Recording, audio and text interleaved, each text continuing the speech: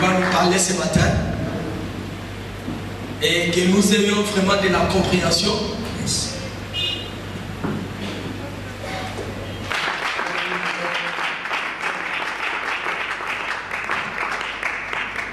Gloire à Dieu. Dieu soit béni pour sa présence et pour la vôtre également dans ce lieu. Ce matin, nous sommes beaucoup plus académiques, nous serons ni évangéliques ni enseignants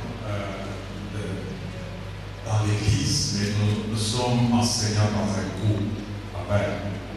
Et ce module que nous allons animer, c'est la gestion des potentialités, des grâces et des dons de l'église. La gestion des potentialités, des grâces et des dons de l'église. Amen. Sommes en matière de gestion et c'est un domaine qui demande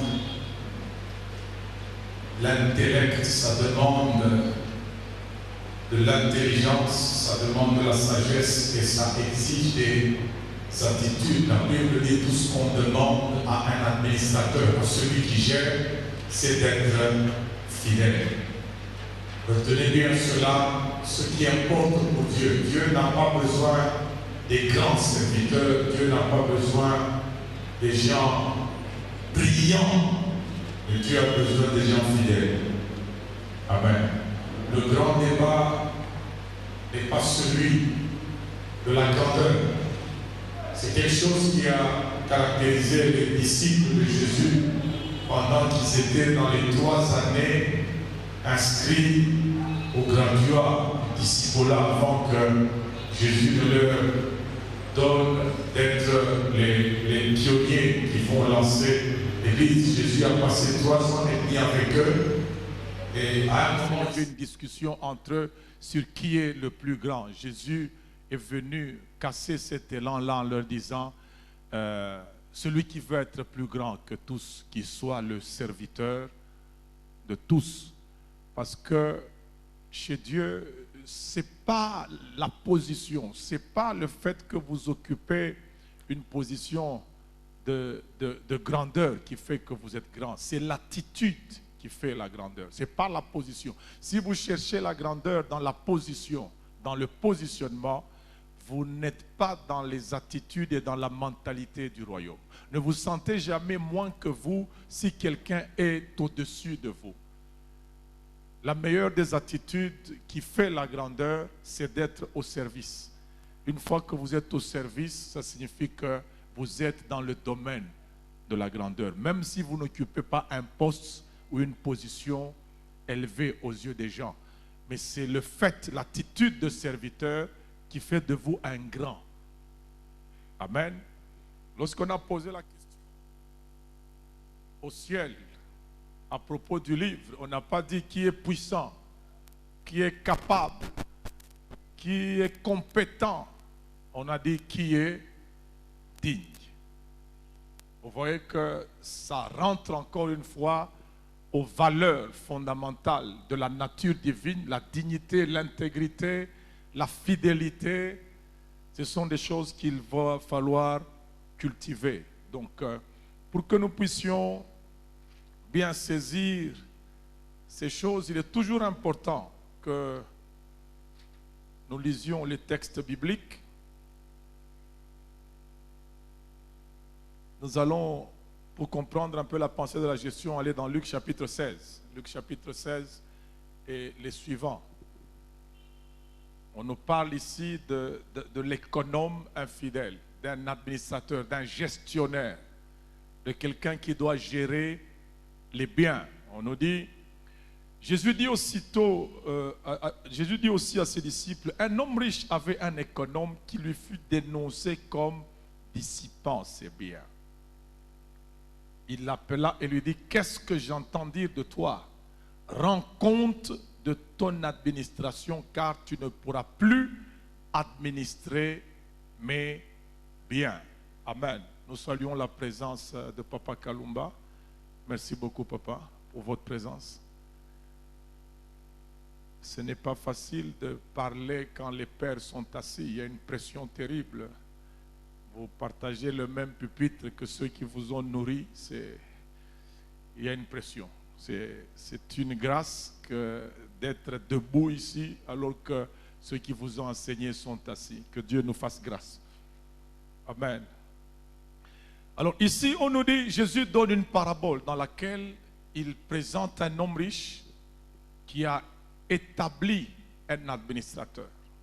C'est là que d'abord, rentrons dans cette petite notion de richesse sommairement, où il faut éviter de confondre ceux qui ont un peu les moyens avec les riches.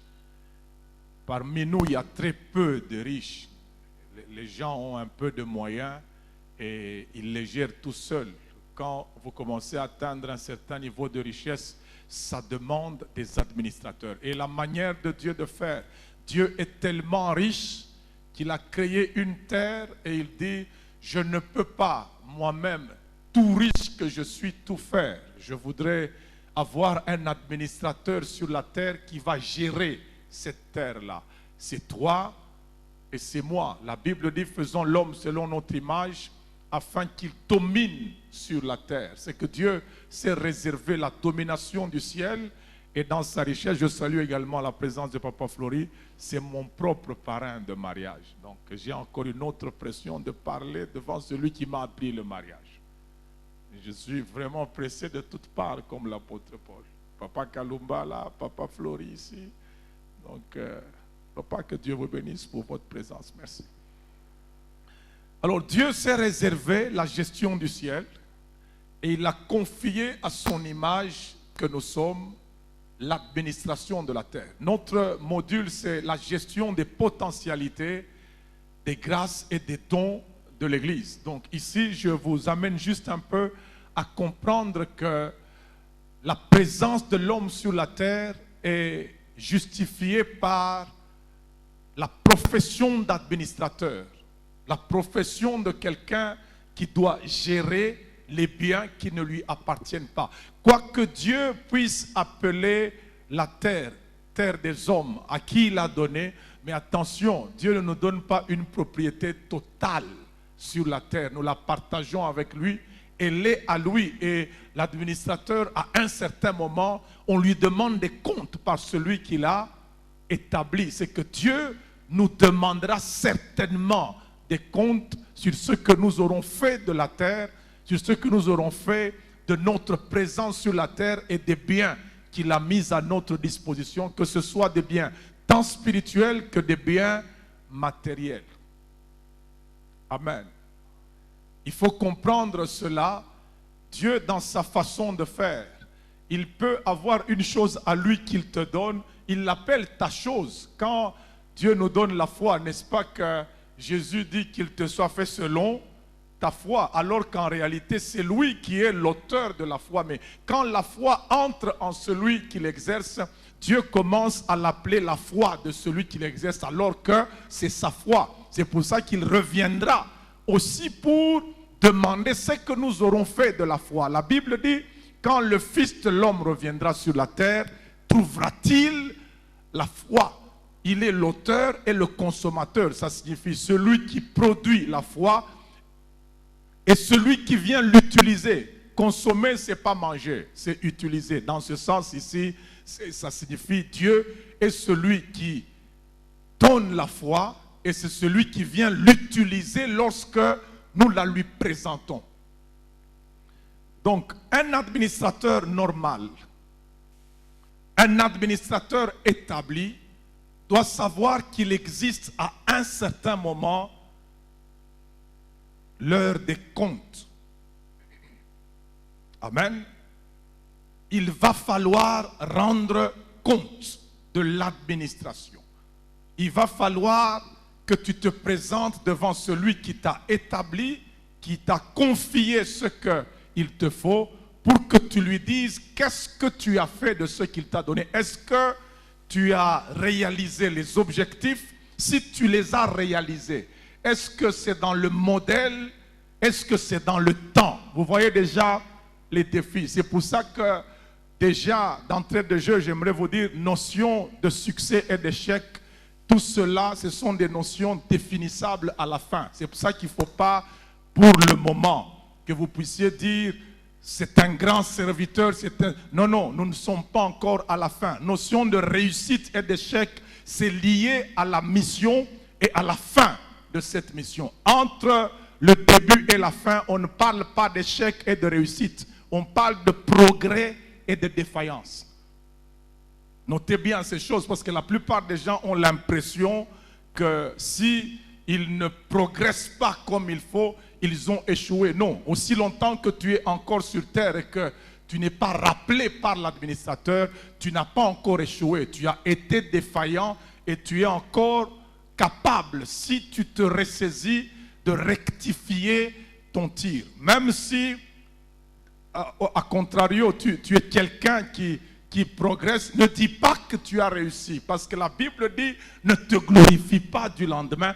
Tu ne sais pas ce qu'un jour peut enfanter. Ça signifie que tu progresses, pas que tu as la réussite. C'est quand tu seras au bout de ta mission et que ton maître puisse dire, assis-toi à ma droite, bon et fidèle serviteur. On n'a pas dit grand serviteur, puissant serviteur. Non, on dit bon et fidèle. Donc ce sont des attitudes que nous devons développer. Il ne faut pas aspirer à des grandeurs, à des puissances inutiles alors que Dieu nous attend dans des valeurs et des attitudes comme la bonté, l'intégrité, la fidélité. Si vous voulez vous entendre avec Dieu et marcher avec Dieu convenablement, ne soyez pas ambitieux de grandeur, soyez ambitieux des valeurs de Dieu. Surtout ambitieux d'une valeur comme la fidélité, une valeur comme l'intégrité. Je crois que je l'ai déjà dit un jour dans cette église, il y a une différence entre un homme honnête et un homme intègre. Un homme honnête dit ce qu'il a fait, un homme intègre fait ce qu'il dit.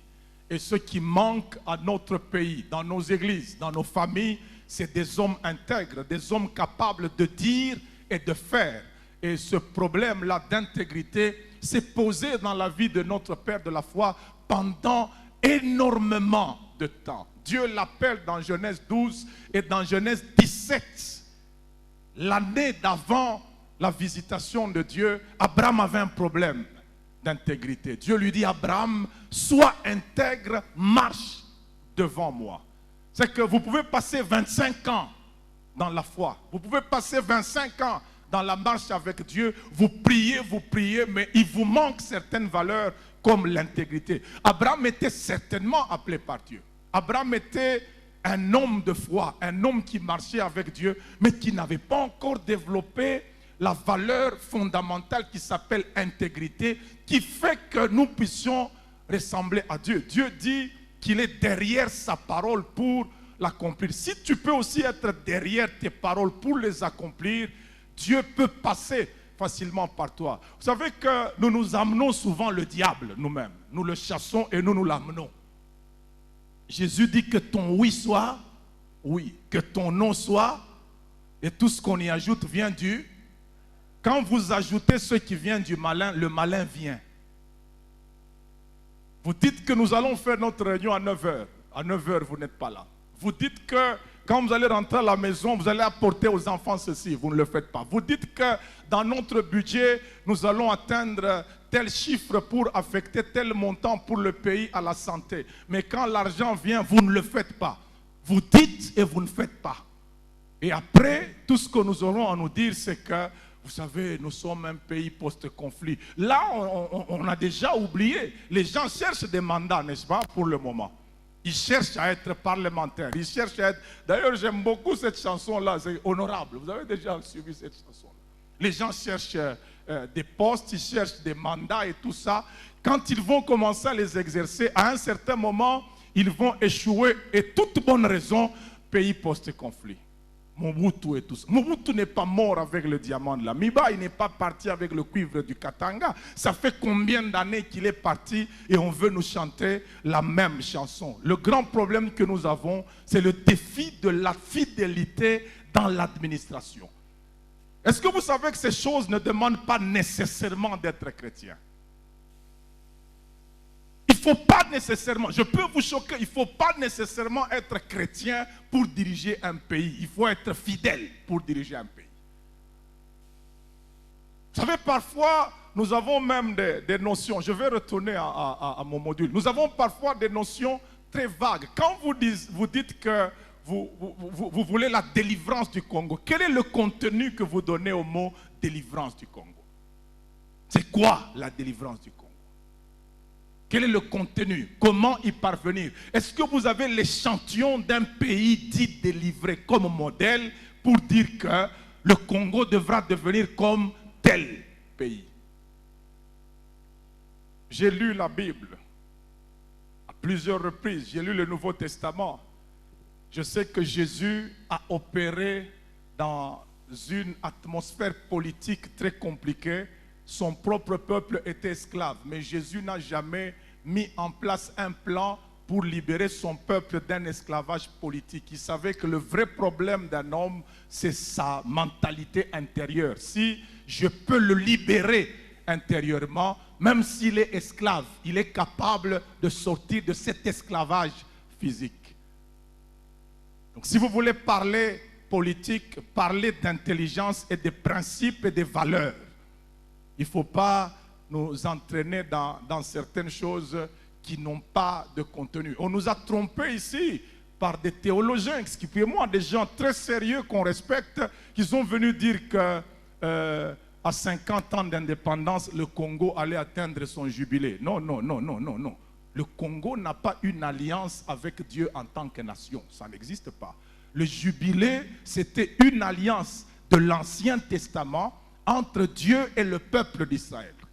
Et le jubilé avait des retombées en Israël telles que si vous avez une maison, vous avez hypothéqué la maison. Après 50 ans, on vous la rend. Je mets les gens au défi. Depuis que nous avons 50 ans d'indépendance, à qui est-ce qu'on a rendu sa maison parce que nous avons eu 50 ans? Vous connaissez un procès qui s'est soldé avec un décret de jubilé? Ça, c'est une affaire que Dieu avait avec Israël. Il ne faut pas prendre l'église au Congo comme Israël. Non.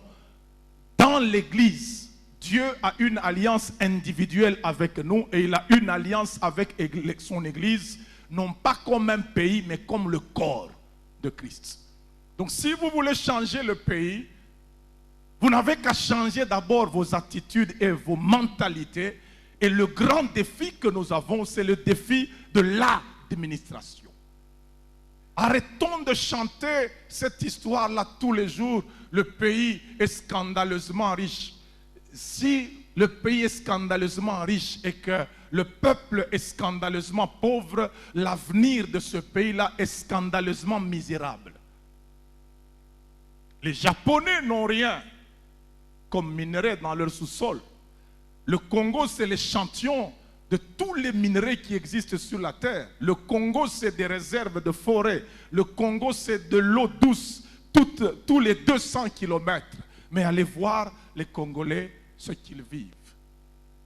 Tout ça, c'est lié à quoi? C'est l'incapacité de gérer les potentialités, l'incapacité d'administrer fidèlement les biens. Ce sont les petites attitudes qui font des grands bénéfices. Il y a des lois que Jésus nous a données. Tu ne peux pas être quelqu'un d'autre pendant que tu es petit. Quand tu grandis, tu deviens quelqu'un d'autre. Non. Jésus nous a donné un principe du micro qui fait le macro. Si vous êtes fidèle dans les petites choses, vous le deviendrez également dans les grandes choses. Si vous êtes infidèle dans les petites choses, vous serez également infidèle dans les grandes choses. Si vous ne savez pas gérer 100 $, vous voulez gérer 1 milliard de $? C'est très difficile. Regardez le gaspillage. Le gaspillage, c'est son propre pillage. Celui qui gaspille, il se pille lui-même. Regardez combien nous gaspillons en temps, combien nous gaspillons en énergie, combien nous gaspillons en opportunités, en argent. Comment est-ce que nous gérons même les possibilités que nous avons? Je fais parfois souvent le Congo profond. Chaque année, il m'arrive de tourner un peu et de voir un peu ce qui se passe. Un jour, je suis arrivé dans le Kasaï, c'était à Lukalaba. Quand vous partez de Mbujimai, vous allez vers Moneditu. J'arrive à Lukalaba, j'ai acheté, excusez-moi, c'est choquant, 20 oranges à 500 francs. J'avais l'impression que j'ai triplé les gens qui m'ont livré les oranges parce que nous achetons une orange à Lubumbashi à 500 francs qui vient d'Afrique du Sud, et l'Afrique du Sud, c'est le désert de Kalahari. Et quand je rentre sur Mbujimai, je vois dans la parcelle d'un des gestionnaires de la ville 7 jeeps de luxe. Quand vous les comptez au prix d'achat, ça fait presque 1 million de dollars. Et quand cet homme vous invite dans sa maison, il vous présente du jus qui vient d'Arabie. Mais dans sa propre province, vers le soir, quand on n'a pas acheté les oranges, ceux qui les vendaient les balancent dans la vallée. On les jette, hein? On les jette. Il y a des endroits où vous regardez le poisson dans l'eau, vous le voyez nager, vous le voyez vieillir. Il a même des cornes. On dirait qu'il dit même à ses enfants, je regrette beaucoup d'avoir été placé dans ce pays. Je vieillis dans l'eau alors que Dieu m'avait dit, je dois finir dans le ventre d'un homme. C'est quel genre de personne ça? Il y a des poissons qui meurent de vieillesse, mais les Congolais sont devenus spécialistes des frétins. Les frétins, c'est ceux qui n'ont pas résisté aux vagues, c'est que la mer rejette, c'est ce que les Congolais prennent. Pourquoi? Parce qu'ils n'exploitent pas, ils ne gèrent pas bien les potentialités qui sont les leurs. Mes frères, il n'y aura pas simplement un jugement dernier de qui a cru au Seigneur et qui n'a pas cru. Il y aura également un jugement de qui a fait quoi des potentialités, des grâces et des dons que Dieu lui a fait. Je crains qu'il n'y ait deux ciels, hein, ça c'est moi, il y ait deux cieux, un ciel pour les Congolais et un autre ciel pour les autres, que Dieu ne dise non, les Congolais, vous allez un peu de l'autre côté. Il vous faut un recyclage avant de revenir dans le ciel de tout le monde.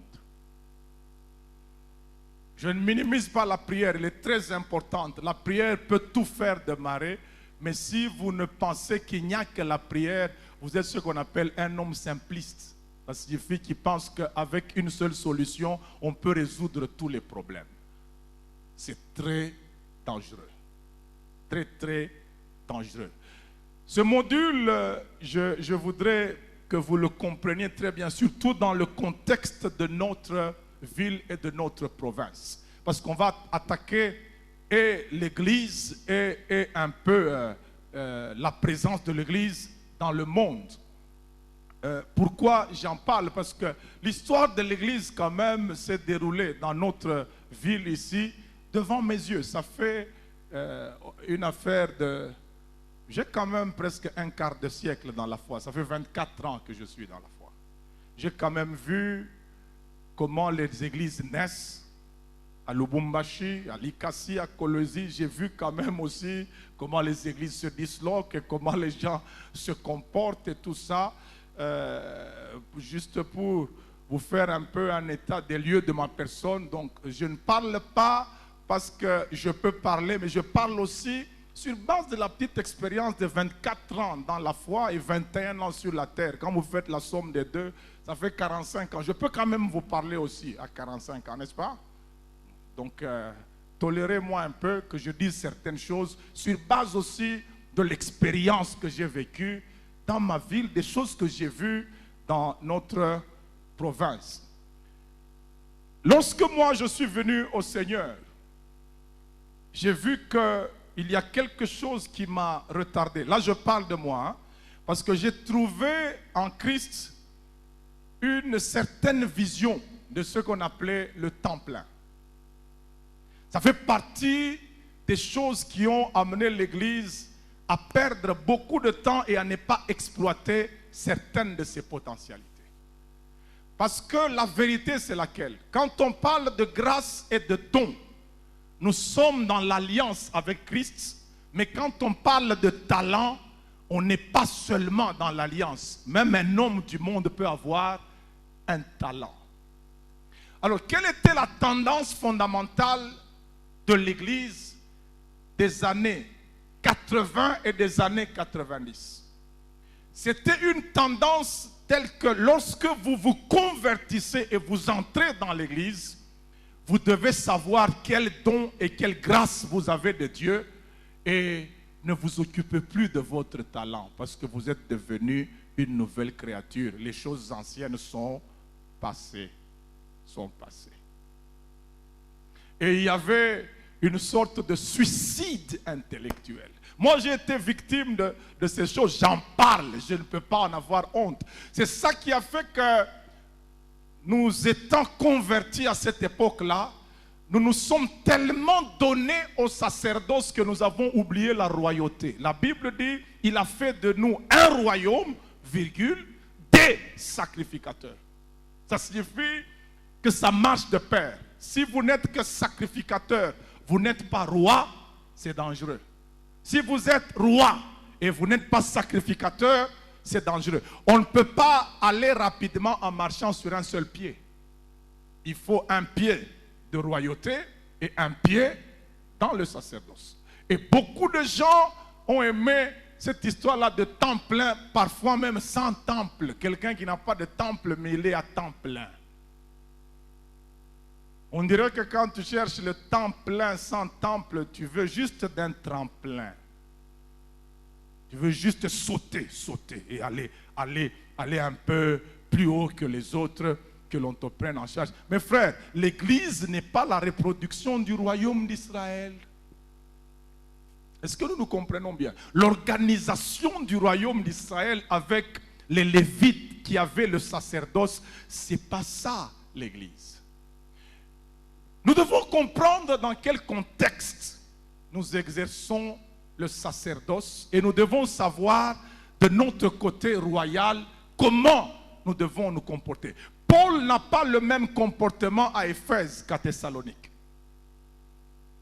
Il n'a pas le même comportement à Corinthe qu'à Thessalonique. Les Corinthiens, c'est des gens bourrés de dons mais sans valeur.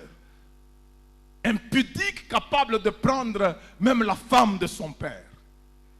L'Éphésien, c'est quelqu'un à qui on ne demande pas de se marier parce qu'il doit éviter l'impudicité. Non, on lui demande de se marier parce qu'il est excellent de se marier. On lui donne des attitudes. Mais le Corinthien, on lui dit pour éviter l'impudicité, mariez-vous. Ça signifie, le mariage n'est pas dans son excellence, mais c'est un palliatif. Chez l'Éphésien qui est sage, qui comprend la chose de Dieu, on ne lui parle pas comme ça. On lui dit, Marie, aimez vos femmes, femmes, soyez soumises, parce qu'ils comprennent. Et quand Paul est à Thessalonique, il ne demande pas aux Thessaloniciens ce qu'il demande aux Corinthiens. Les Corinthiens savent donner, mais les Thessaloniciens sont des gros paresseux. C'est des gens qui veulent être à charge des autres. Et Paul dit, j'ai reçu un ordre du Seigneur, si quelqu'un ne mange pas, ne travaille pas, qu'il ne... Je répète, si quelqu'un ne travaille pas, qui... Je viens de faire une erreur, vous n'avez pas compris. Lisez bien ce texte-là. Si quelqu'un ne veut pas travailler, qu'il ne mange pas non plus. Il y a ce mot, ne veut pas travailler. La parole de Dieu, c'est sur des nuances. C'est sur des petits mots. Juste un mot que vous enlevez de la parole de Dieu, toute une génération peut se perdre. Si vous avez mal saisi un petit mot, toute une génération peut aller dans un gouffre. Est-ce que Jésus a dit, enseignez-les ce que je vous ai prescrit? Là, vous devenez attentif, hein? Jésus n'a pas dit enseignez-les ce que je vous ai prescrit. Il dit enseignez-les à observer. Mais actuellement, nous enseignons ce que Jésus a prescrit. Au lieu d'enseigner à observer. Tout ce qui n'est pas pratique reste irréel. Tout ce qui n'est pas pratiqué reste une théorie vide. Le terrain ne changera jamais. Est-ce que nous nous entendons bien? Alors Paul dit aux Thessaloniciens que celui qui ne veut pas travailler, qu'il ne mange pas non plus. D'ailleurs, pour preuve, est-ce que nos enfants travaillent pour qu'ils mangent? Non. Ils ne travaillent pas, nous les nourrissons. Mais quand ils vont manifester une volonté de ne pas travailler, ils n'ont pas droit à la nourriture. Tu ne peux pas rester dans un travail sans travailler. La création, c'est le travail de Dieu. Et l'esprit qui te maintient dans la création doit être l'esprit du travail. Si tu ne travailles pas, tu es en contradiction avec l'esprit du domaine dans lequel tu te trouves. Et la terre va t'éjecter. Elle ne respecte que ceux qui travaillent. Alors regardez Paul. Paul à Thessalonique, il fabrique des tentes, mais il a l'onction, n'est-ce pas? Je n'ai jamais vu Jésus le jour où il a appelé Pierre et lui dit, Pierre, comme tu deviendras pêcheur d'hommes, va me déchirer ta barque là, décarcasse-moi cette histoire-là, c'est fini, tu n'es plus pêcheur de poissons. Je connais un frère avec qui on avait démarré dans la foi, quand il s'est converti, il était tellement bourré, rempli de l'amour de Dieu, il a déchiré son diplôme, il a dit que je l'ai eu quand j'étais païen, d'ailleurs il m'arrivait de tricher. Il a déchiré les diplômes. Il a déchiré les diplômes. Ce sont des choses que nous avons vues. Vous savez, parfois, ce qui nous a amenés à rater les fiançailles, à un certain moment, on a été des multi-fiancés. Vous essayez ici, ça rate. Vous essayez là-bas, ça rate. Ça commence toujours bien, hein, frère bien. J'aimerais te dire, on peut te choisir parce que tu pries, tu vas à l'église, mais la terre ne va t'accepter que si tu es roi. La sœur là qui t'aime parce que tu pries, parce que tu prophétises, si elle ne voit rien venir, elle ira vers le frère là qui travaille. Et on a perdu des fiançailles comme ça. Et nous avions les justifications du genre, elle n'est pas spirituelle. Non, c'est toi qui n'es pas royal. J'aimerais dire aux gens ici, ceux qui sont encore fiancés, faites très attention. Si vous n'avez pas suffisamment d'argent pour être utile à vous-même, arrêtez de vous fiancer. Et j'aimerais dire aussi aux sœurs, un mari, ce n'est pas un sauveur, c'est un partenaire. Parce que dans notre contrée, la crise nous a parfois communiqué une certaine vision des choses. Où la crise va dire aux parents, comme tu n'as plus d'argent, fais tout pour qu'on épouse tes filles. Parce que le poids de la vie est énorme. Alors, on commence à pousser les filles. Non, mais qu'est-ce que vous faites chez moi ici, qu'on vous épouse, non? Et tout ça. On leur communique la vision d'un homme sauveur. La même crise va aller chez les jeunes gens pour leur dire, tu vois que je suis là, moi, la crise. Est-ce que vraiment c'est important pour toi de te marier? Tu as déjà des difficultés pour amener tes chaussures chez le cordonnier et tu veux dire, fais attention, la femme, c'est une charge. Ce qui fait que les femmes veulent que les hommes viennent, les hommes ne veulent pas aller vers les femmes parce qu'il y a crise. Et vous voyez que la crise, elle finit par enlever les vraies notions divines de nos esprits. Dieu n'a jamais dit que la femme c'est une charge et Dieu n'a jamais dit que l'homme c'est un sauveur. Dieu a dit que la femme c'est une aide. C'est que lorsqu'un homme vient vers toi, ne te demande pas qu'est-ce qu'il fait, demande-toi qu'est-ce que vous pouvez faire ensemble, parce que tu dois l'aider. Le côté de la royauté nous a manqué et on a connu des difficultés comme ça à se marier. Et puis ce qui était terrible, hein, Papa Flori, n'est-ce pas qu'à l'époque là, vous nos pères, quand vous vous convertissiez, vous démissionniez, non? À l'époque là, un vrai pasteur, c'est celui qui quand il s'est donné à Dieu, il démissionne. Maintenant il va vivre par la foi, par la foi. Attention, la foi n'exclut pas la programmation. Ce n'est pas un saut dans le vide, la foi. Vous n'avez pas lu dans la Bible un prophète qui est mort endetté. Et ce que j'aime, c'est que sa femme, quand elle en parle, elle dit à Élisée, ton serviteur craignait Dieu. Il craignait Dieu. Il craignait Dieu. Mais les dettes n'ont pas craint celui qui craignait Dieu. La vie ne va pas vous craindre. parce que vous craignez Dieu. La vie exige une mentalité de bon gestionnaire. Si vous ne savez pas gérer les possibilités et les capacités que vous avez, la vie ne va pas vous craindre. Elle va se présenter à vous telle qu'elle s'est toujours présentée à tout le monde. Vous n'allez pas avoir une exonération. Comme notre pays, c'est le pays des exonérations et des recommandations. Tout le monde est recommandé. Tout le monde est recommandé. Maintenant, recommandez un peu le pays à la réussite. Recommandez-le un peu. Régime de recommandation. Mes frères, la grâce de Dieu n'est qu'un point de départ. Elle n'annule pas le mérite. J'aime beaucoup ta chanson, pasteur Atoms. Ata babengio et pas yamokonzi. S'il faut lata et lamba ya fait. Ça signifie que même si tu as la grâce d'être appelé par quelqu'un, il y a au moins des critères que tu dois remplir pour que tu puisses t'intégrer dans cette grâce-là. Dieu n'est pas un Dieu de gratuité permanente. Il vous fait une gratuité en semence, mais il attend que le mérite vous donne plus. La Bible dit, j'ai trouvé David, pas j'ai créé David. J'ai trouvé. Pour trouver, qu'est-ce qu'il faut? Chercher. Ça signifie que Dieu était à la recherche d'un cœur royal qu'il ne voyait pas. Il a laissé passer les gens, il a vu que dans leur cœur, il n'y a pas de royauté. Il a trouvé en David quelqu'un qui pouvait devenir roi parce que cet homme était capable de mettre sa vie en danger pour préserver une vie animale. Vous voyez un peu ça?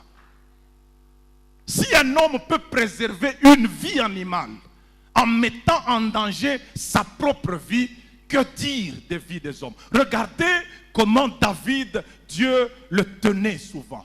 Dieu ne punissait jamais David directement. Il punissait les autres pour faire du mal à David. Quand David fait un enfant, c'est l'enfant qui meurt. David reste en vie. Quand David fait le dénombrement, Dieu ne le tape pas lui, ne le frappe pas lui. David prie même, il dit, mais ces brebis n'ont rien fait. Est-ce que tu ne peux pas me juger moi? Dieu sait que toi je te connais. Ton cœur est tellement dans les autres que si je touche les autres, tu peux changer. Alors, un homme comme celui-là, on peut lui confier la royauté. Si vous ne prouvez pas à Dieu que vous êtes capable de gérer ses biens, il ne va rien vous confier d'important. Je ne voudrais pas que le Congo et même l'église du Congo soit un évangile négatif. Ça signifie un modèle d'échec que Dieu pourra montrer à tout le monde. Voilà ce que des gens à qui on donne beaucoup mais qui ne comprennent rien, qui gèrent mal, voilà là où ils peuvent arriver. Parce qu'à un moment, il faut se poser un peu des questions. Qu'est-ce que nous avons dans la tête? Faudrait-il qu'on nous amène encore une tutelle occidentale pour que nous puissions nous remettre un peu sur les rails? C'est triste. Comment des sociétés à monopole absolu parviennent à faire faillite? Tu es la seule personne qui a du pain, qui produit du blé, mais comment est-ce que tu peux faire faillite?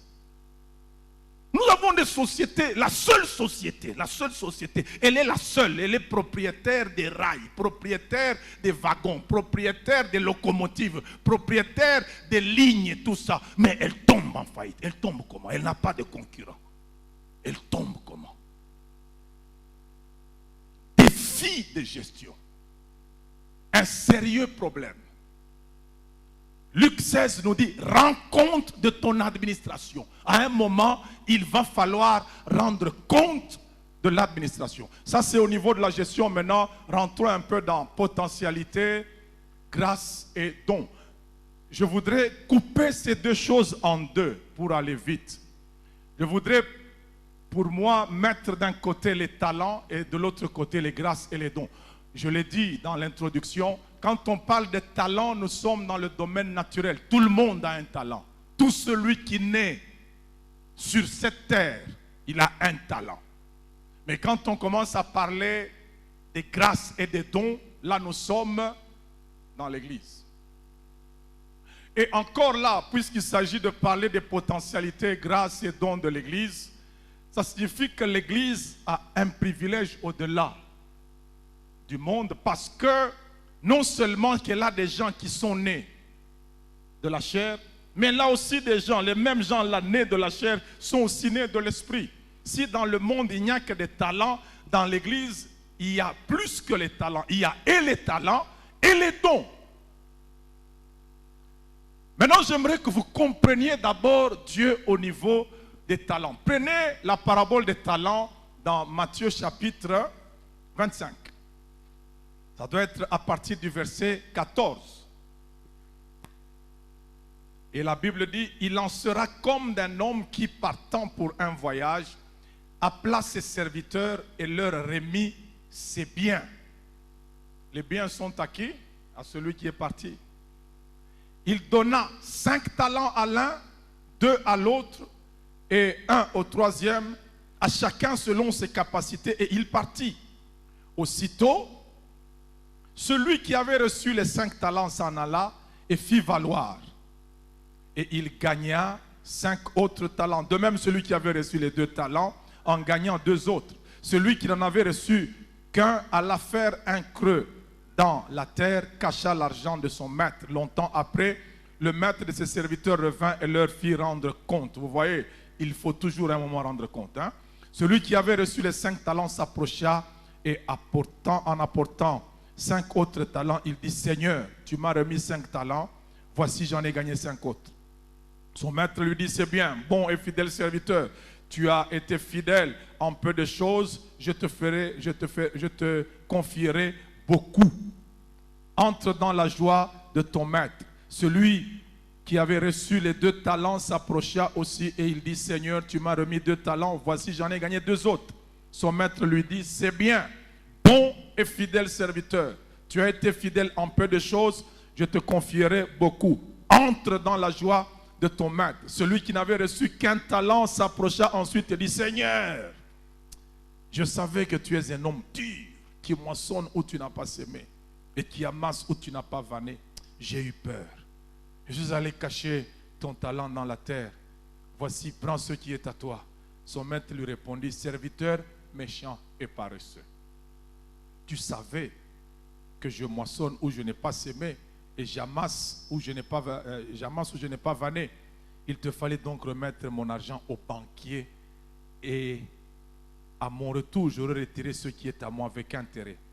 Ôtez-lui donc le talent et donnez-le à celui qui a les 10 talents. Car on donnera à celui qui a et il sera dans l'abondance. Mais celui qui n'a pas, on notera même ce qu'il a. Et le serviteur inutile, jetez-le dans les ténèbres du dehors où il y aura des pleurs et des grincements de dents. Est-ce qu'on peut acclamer la parabole des talents?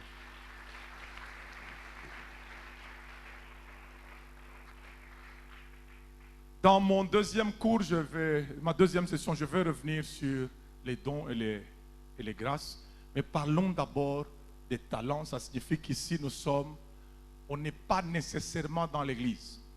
Amen. Au niveau des talents, nous sommes et dans l'église et dans le monde. J'ai aimé ce que le Seigneur nous donne comme conclusion en disant, celui qui n'a pas fructifié son talent, il a dit de lui, il est inutile. Retenez bien le mot inutile. Ça signifie sans utilité, sans aucune importance. J'ai quand même mené quelques petites recherches sur ce mot talent. Ce mot talent, lorsque vous arrivez chez les Hébreux, un talent d'argent, ça faisait 45 kilos d'argent. Je ne sais pas, apôtre, si vous avez un peu aujourd'hui le cours de l'argent. 1 gramme d'argent coûte combien? Je sais que c'est souvent, ça ne dépasse pas les 5 dollars. Mettons 3 dollars. L'argent métal, hein, qu'on exploite, qu'on retire du sol. Donnons-lui une valeur arbitraire ce matin de 3 dollars par gramme. C'est que celui qui a reçu un talent en argent, si c'était de l'argent, ça fait 45 kilogrammes fois 1000 pour atteindre les grammes, ça fait combien? 45 000 grammes. Si on doit les évaluer au taux de 3 $ par gramme, ça fait 45 000 multiplié par 3, ça nous fait 135 000 $. Donc, le moindre qui a reçu un talent, il a reçu l'équivalent de 135 000 $ si le talent était en argent. Mais le talent d'or, chez les Hébreux, ça faisait 91 kilogrammes. Là, je parle à partir de Bruxelles, 91. À partir de Paris, on va dire 91. Si vous prenez 91 ou 91, vous multipliez par 1000, ça fait 91 000. À ce jour, l'or est à combien? C'est environ 35 grammes. 35 $ le gramme. Quelqu'un qui a une machine peut nous faire le calcul de 91 000 multiplié par 35 et qu'on nous donne un peu le chiffre en or. Parce que parfois, quand vous lisez cette parabole, vous avez l'impression que c'est juste une histoire. Non, non. Rentrez un peu dans les détails pour voir l'investissement que Dieu a placé en chacun de nous. Oui, papa. 3 185 000 $, un seul talent en or. C'est que le capital que Dieu a investi dans l'homme, le moindre, si on doit parler en argent, c'est 135 000 $. Et si on doit parler en or, ça fait 3 millions de $ que Dieu donne, pas comme bénéfice ou comme frais de jouissance.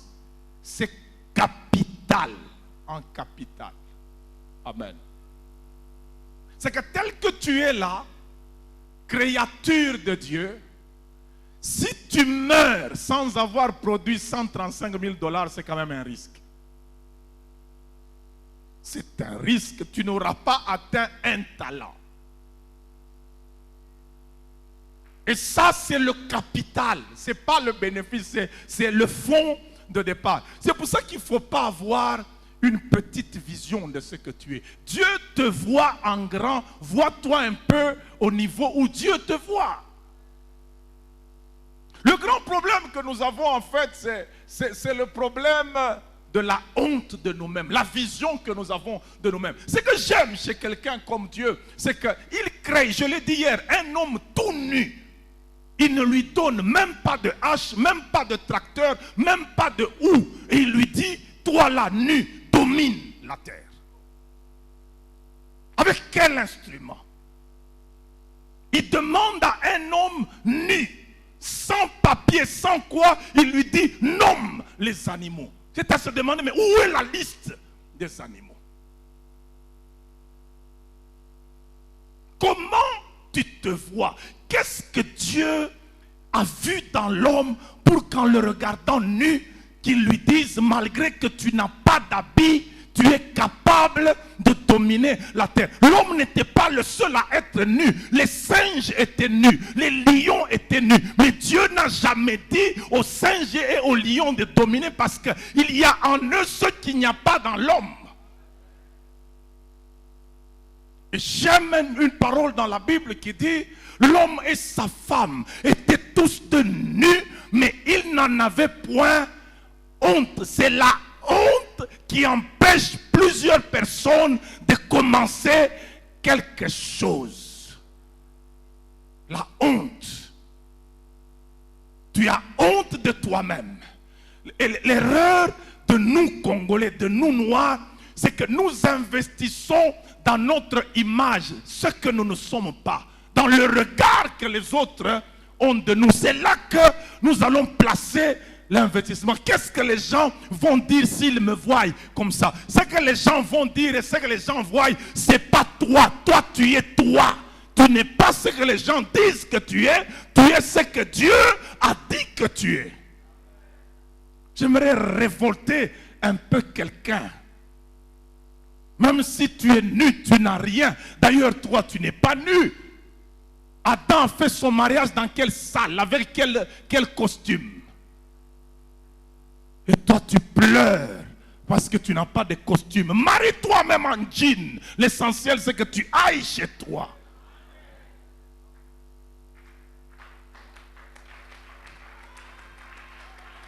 Pourquoi? Vous savez, nous allons tomber souvent très bas à des considérations inutiles. Tu vas rester à l'hôpital parce qu'on n'a pas donné l'argent pour le salon. Tu as fait un enfant, tu dis je ne sors pas, il faut que la coiffeuse vienne. Entre l'enfant et ta tête là, aller à la maison, t'occuper de l'avenir des autres et ta tête, tu attends un pagne là-bas. Est-ce que quand ton mari t'a engrossé, tu lui as acheté un costume?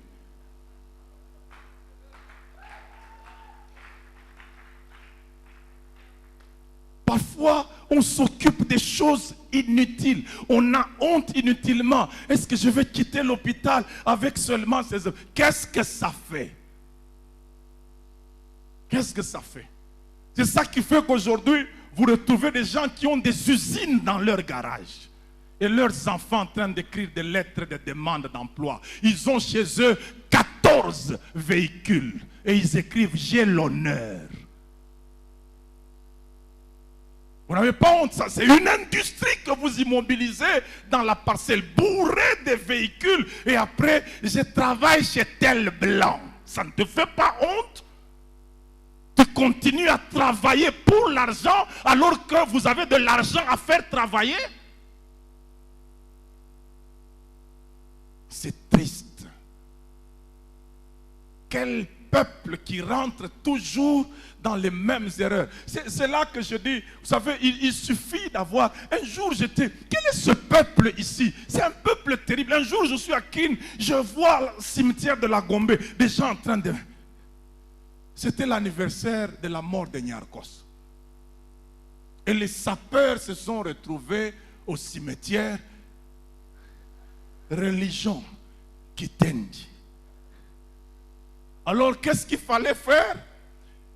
Pour prouver que ces habits t'appartiennent, brûle-les. Sinon, ils ont yoté. Ceux qui ont tumba yango, tumba di.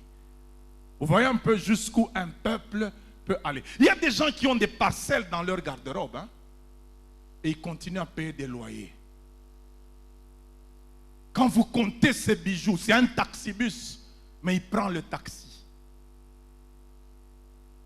Au point qu'elle peut s'absenter de l'église parce qu'on l'a trop vu avec une même robe. Les Congolais, spécialistes en politique de bonne impression. Un jour, on a donné la posture d'un Congolais en Europe. C'était un comédien qui s'appelait Thomas. Il est Thomas, c'est un Français là qui fait de la comédie.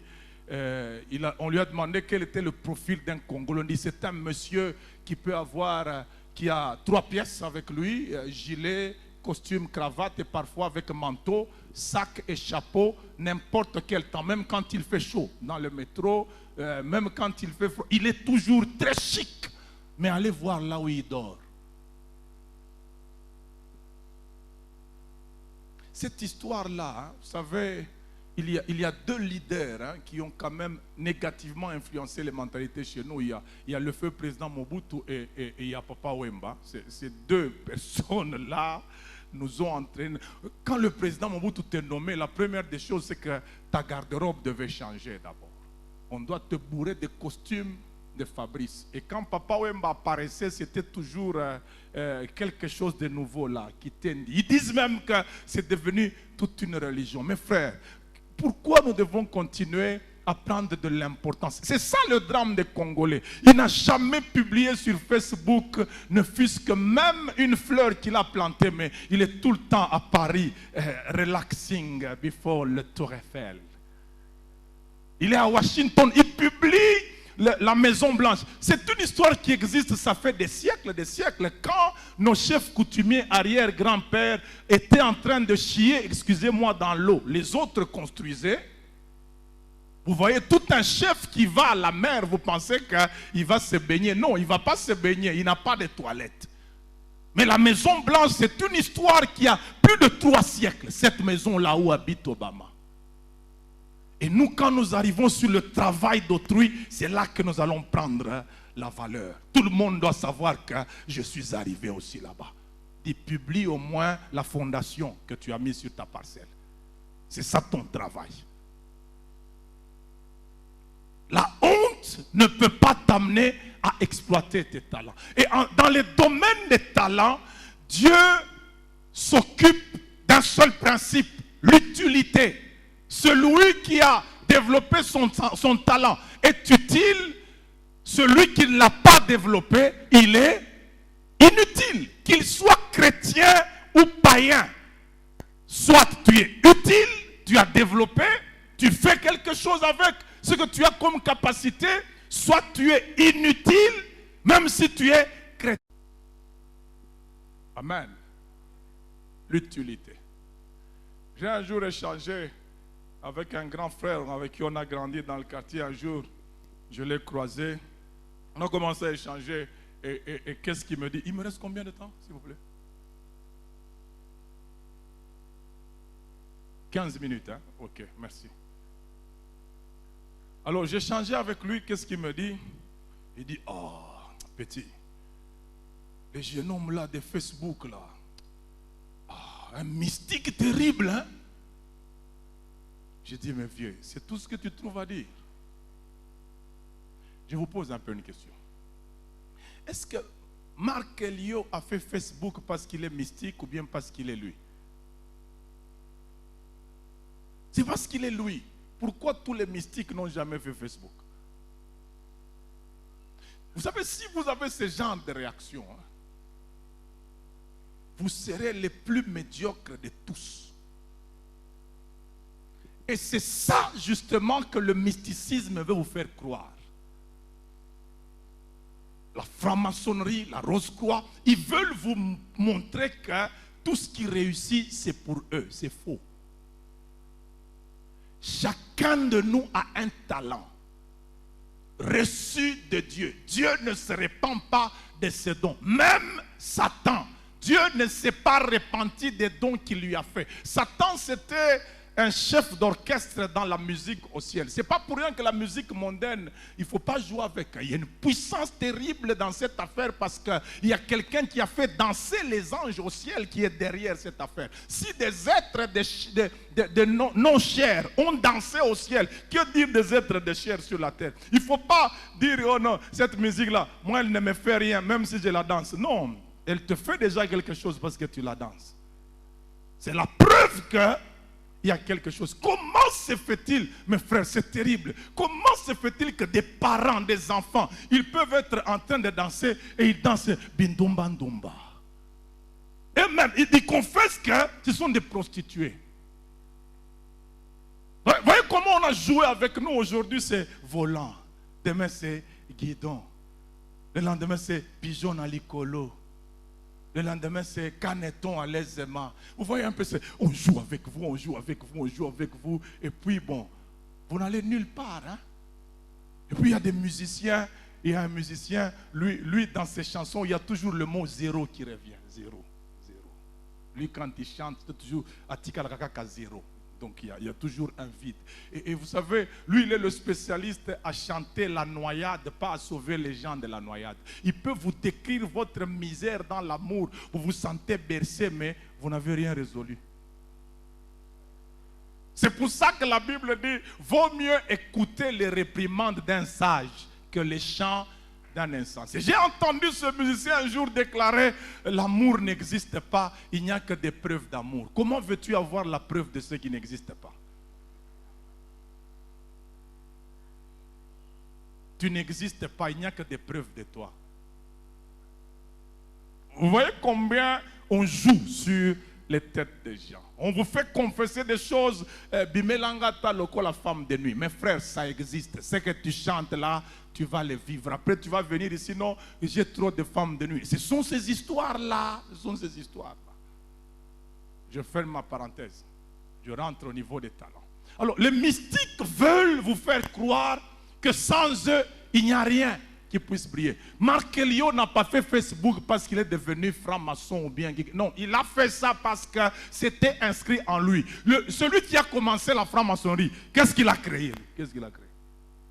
Il n'a même pas fait une calculatrice.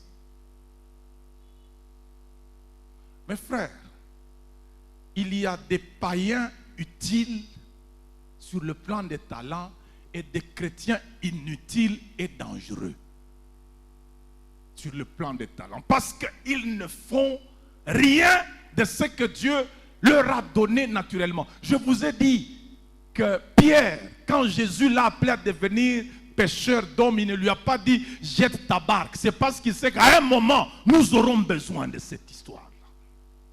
Ce que tu connais, c'est avec quoi tu es né. Même dans le Seigneur, Dieu en aura besoin à un certain moment. Quand tu lis la Bible en français, tu as appris le français dans le parler en langue. C'est le français que tu as appris à l'école, non? C'est le même cerveau qui était devant le professeur qui est devant Dieu. Ne diabolisez pas les choses naturelles. La Bible dit le manque de science n'est profitable à personne. Amen. Je vais vous choquer, je vais un peu aller plus loin. Qui connaît Caïn, le frère d'Abel? Nous le connaissons tous, n'est-ce pas? Qui a tué Abel? Qui Caïn, son frère. Pourquoi il l'a tué? Par jalousie, n'est-ce pas? Et Dieu est descendu. Je n'ai jamais lu dans la Bible un spécialiste en arrogance comme Caïn. Dieu lui pose la question. Il dit, mais où est ton frère Abel? Mes frères, ça c'est un homme qui répond à qui? À Dieu. Et il sait que c'est Dieu qui me parle. Il lui dit, suis-je le gardien de mon frère? Ça signifie, mais tu sais que je suis son meurtrier et tu viens me demander où il est. Moi, je n'étais pas son gardien, je suis son meurtrier et toi tu le sais. Et tu viens me demander où est ton frère Abel? Et Dieu, dans toute sa douceur là, il lui dit, ah, maintenant la terre a bu le sang de ton frère, hein? Elle ne te produira plus la nourriture, tu ne vas plus rester devant ma présence. Maintenant, quand le gars est chassé de la présence de Dieu, il réagit. Il dit, oh, maintenant que tu me chasses de ta présence. Il voulait que, malgré ses forfaits, qu'il reste là. Il y a des gens qui veulent rester bien après avoir fait le mal. Ils veulent rester dans l'église, ils veulent être tranquilles après avoir fait le mal. Il sait qu'il a fait, mais il veut être tranquille. Et puis quand vous lui demandez, il dit, est-ce que vous avez des preuves? La preuve, c'est que tu demandes si on a des preuves. C'est ça la preuve. Quand vous voyez quelqu'un dire, est-ce que vous avez des preuves que je bois? Est-ce que vous avez des preuves que je m'enivre? C'est ça la preuve que tu t'enivres. Maintenant, il réagit. Il dit, je serai malheureux. Si quelqu'un me voit, il me tuera. Lui, il a tué. Hein? Et puis il dit, si quelqu'un me voit, il me tuera. Qu'est-ce que Dieu lui dit? Le Dieu de Moïse là, de œil pour œil, dent pour dent. Qu'est-ce qu'il dit à Caïn? On ne va pas te tuer. Si quelqu'un tue Caïn, qu'est-ce que je vais faire? Je vais le venger combien de fois? Qu'est-ce que Dieu a à voir à venger cette fois le meurtrier d'un homme qui lui rapportait des offrandes? Qu'est-ce qu'il y a là, Dieu? Vous voyez un peu? Ça signifie, quand Dieu regarde Caïn, mort, c'est comme s'il a perdu 7 personnes. Vous savez, Dieu, c'est un Dieu qui ne perd pas ce qui lui reste à cause de ce qu'il a perdu. Ne sois pas de ceux, quand tu commences à perdre une chose, tu en perds davantage à cause de ce que tu as perdu. Ne perds pas la soif de vivre parce que tu as perdu un être cher. Ne perds pas la soif d'aller de l'avant parce que tu as raté une affaire. Dieu, quand il a perdu Abel, malgré que Caïn est méchant, il dit, je ne veux pas le perdre. J'ai déjà perdu. Si j'en perds, je vais perdre 7 à peu près. C'est la première personne dans la Bible qui a contourné une malédiction. La terre ne te produira plus la nourriture. Il était cultivateur. Il dit, je comprends. C'est que dans le domaine d'agriculture, je suis maudit. Je vais dans l'architecture. Il est allé construire une ville. Ça signifie qu'il dit à la terre, ah, je ne veux plus te cultiver comme je le faisais avant. Maintenant, je vais t'épanouir. Je vais te prendre, je te transforme en brique. Tu vas aller visiter aussi l'air. Je vais te placer un peu plus haut. Est-ce qu'on ne peut pas? Quand ça ne va pas dans un domaine, va dans un autre. La Bible dit, tout ce que ta main trouve à faire avec ta force, fais-le. Mes frères, le tâtonnement est normal.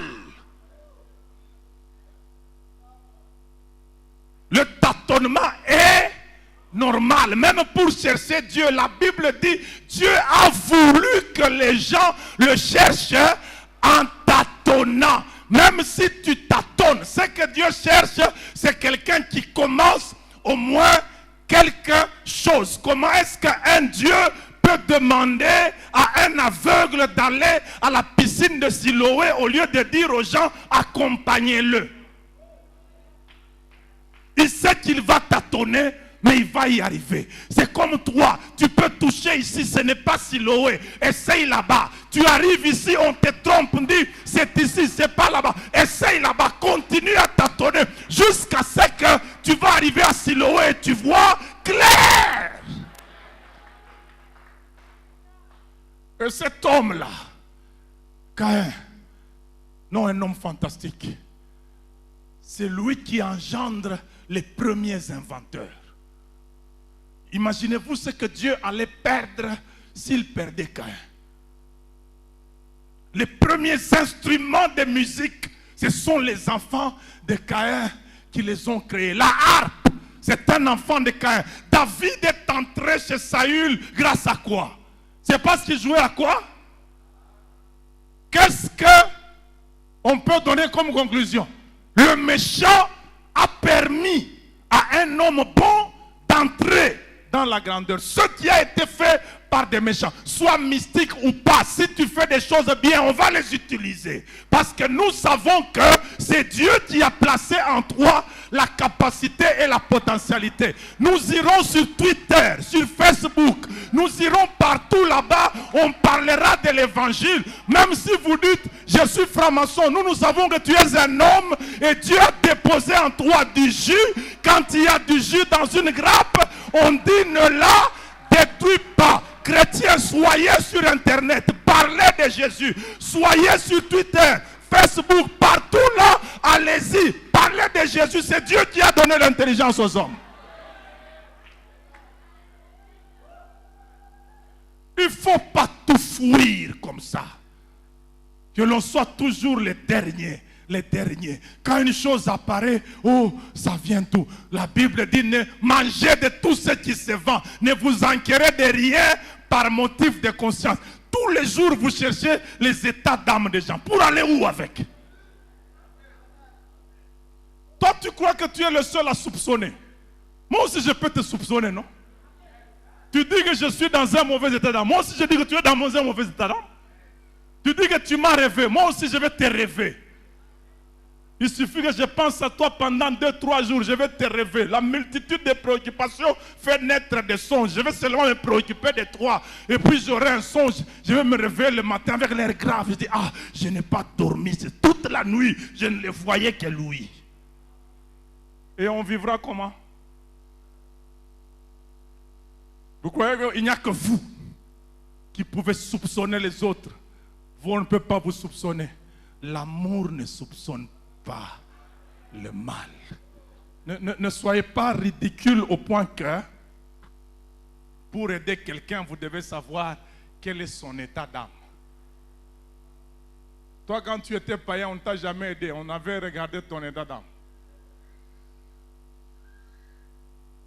Il y a tellement d'amour chez nous que nous en avons à gogo. On peut même en donner aux ennemis. La Bible dit, aimez même vos ennemis. Aimez même vos ennemis.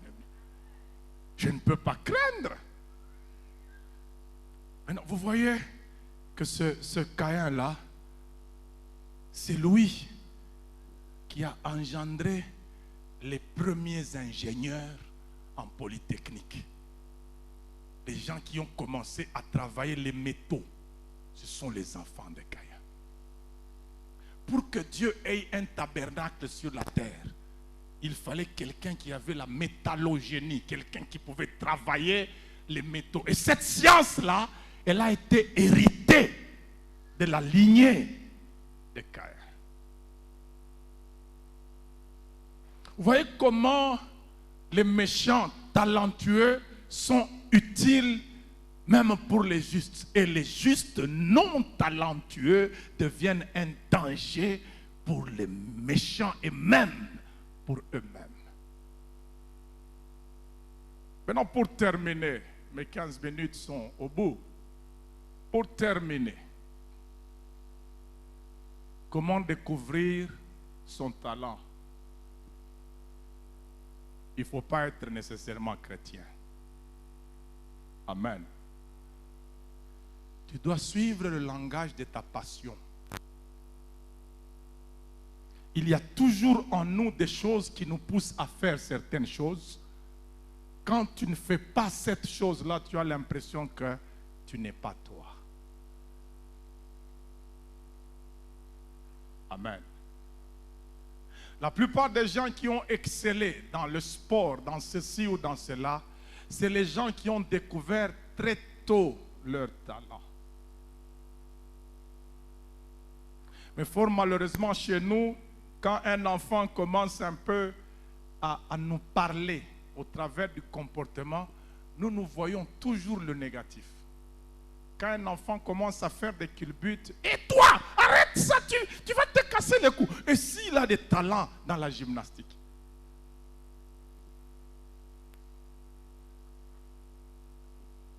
Vous voyez, nous avons toujours l'impression, comme nous a dit Papa Kalomba hier, quand vous voyez un serpent, vous fouillez, alors que les Blancs, quand ils voient un serpent, ils se disent, qu'est-ce qui est derrière ce serpent-là? Vous savez qu'il y a une tribu au Katanga où on dit, voyager, c'est se perdre.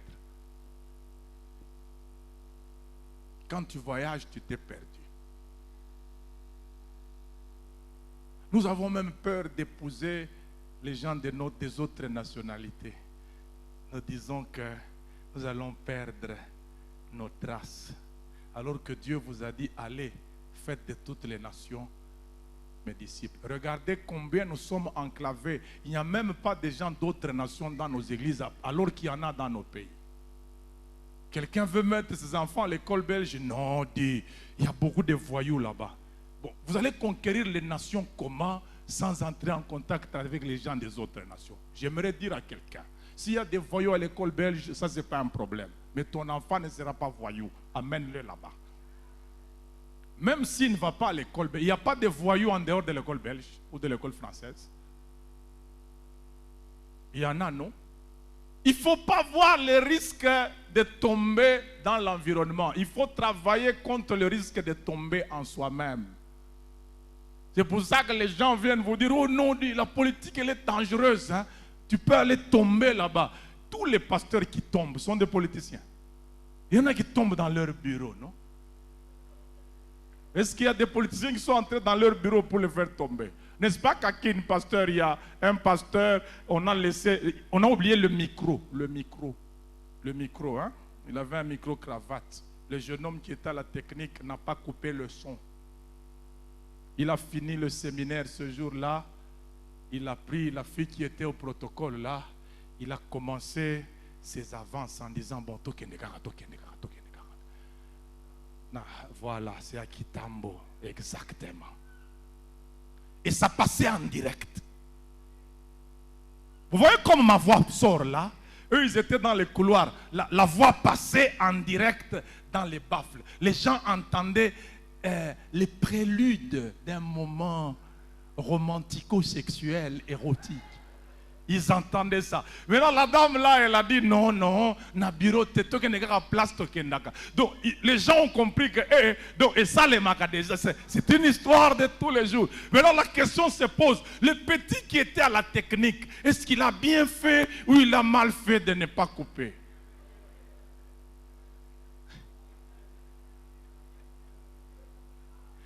Le petit était terrifié, hein?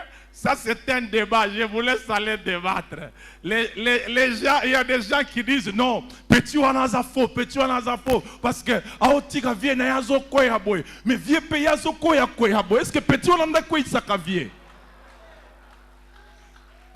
Vieux, yo pe koya boy. Vieux ou le la koya. Vous savez qu'il y a des gens, quand ils tombent, hein, vous pouvez aller leur tendre une corde et ils sortent du trou. Il y en a d'autres, quand ils tombent, vous allez les regarder, il n'est pas là. Il a même creusé un trou dans le trou là. Il va, vous le cherchez, il n'est pas ici. Il est déjà dans un autre trou ici. Viens aboye, bon ça la naïne. C'est terrible, hein? Mon frère, quelqu'un qui pêche dans le bureau de Dieu. Nos bureaux, c'est les bureaux de Dieu, non? Mais frère, Dieu lui-même qui était caché, il s'est révélé. Qu'est-ce que toi tu vas cacher sur cette terre?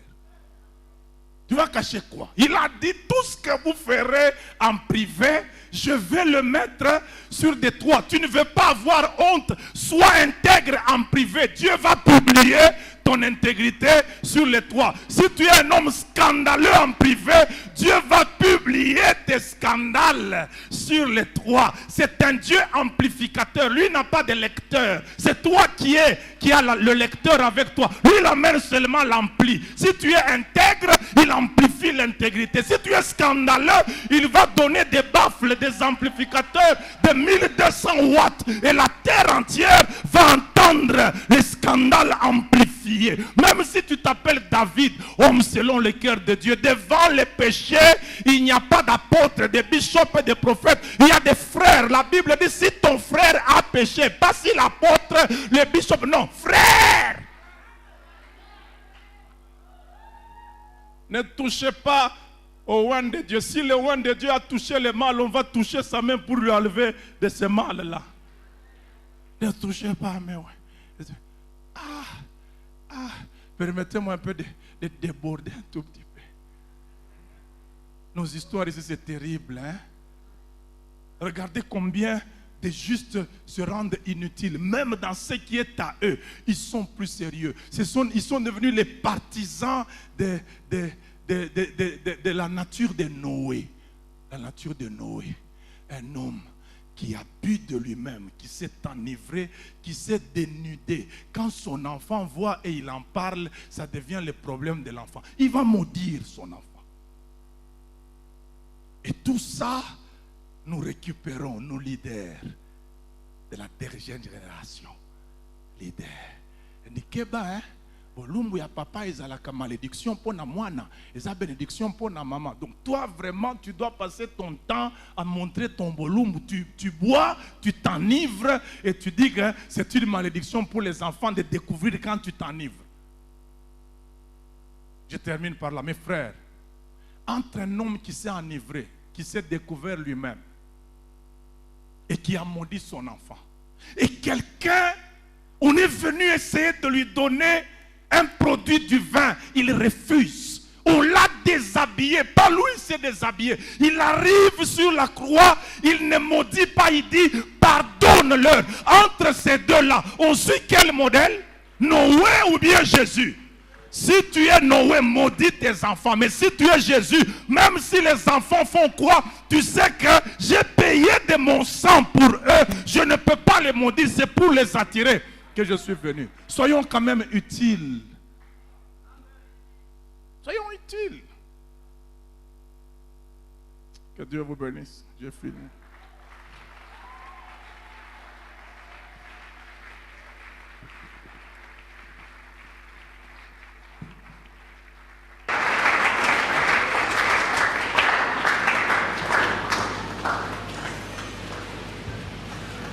Est-ce qu'on peut encore acclamer très bien le Seigneur?